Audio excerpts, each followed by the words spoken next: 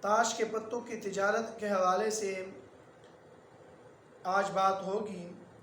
تاش کے پتے بنانا اور ان کی تجارت کرنا موجودہ حالات کے اعتبار سے جائز نہیں ہے شرعی طور پر، کیونکہ آج کل جو تاش کھیلا جاتا ہے ان میں کچھ وجوہات ہے جس کی وجہ سے تاش کو ناجائز قرار دے دیا گیا ہے۔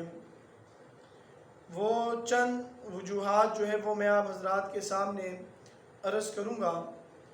نمبر 1، بعض پتوں پر جاندار کی تصاویر ہوتی ہے۔ اب چونکہ ظاہر بات ہے جب تصویر ہوں گے تو تصویریں تو حرام ہیں، لہذا یہ کھیل حرام ہو گیا۔ نمبر 2، اس میں جوا بھی عام کھیلا جاتا ہے، یعنی پیسے لگا لیے، جوا جو ہے نا، اور وہ شریعت میں حرام ہے تو یہ کھیل لہذا حرام ہے۔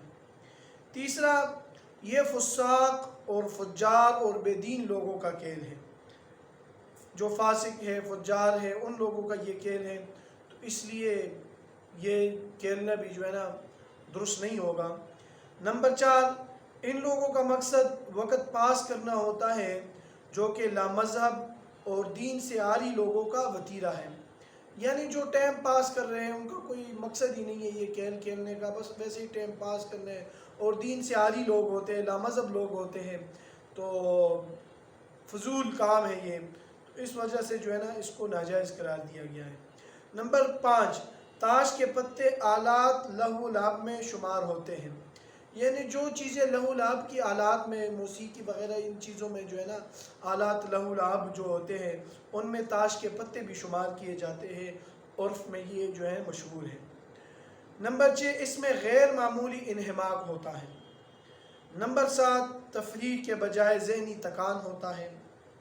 نمبر 8، یہ فضول اور عبث کھیل ہے، اس کا کوئی صحیح مقصد ہی نہیں، عبث کھیل ہے، فضول ہے، کوئی مقصد نہیں، کھیلا بس جو وہ ہار گیا ہو تم جیت گئے ہو، یہ اس میں کوئی جو ہے نا وہ نہیں ہے۔ البتہ تعلیمی تاش کی اجازت ہے، اس کا کھیلنا بھی درست ہے، تجارت بھی درست ہے۔